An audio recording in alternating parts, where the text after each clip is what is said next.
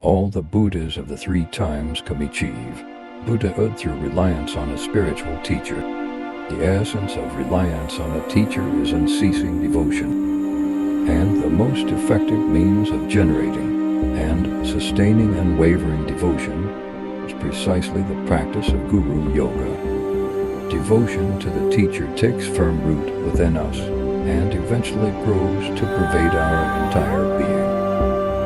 It protects our practice from obstacles and ensures progress on the path.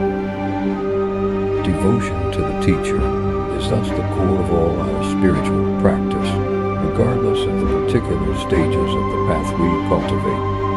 For these reasons, Guru Yoga is considered the most vital and necessary of all practices, and is in itself the surest and fastest way to reach the enlightenment.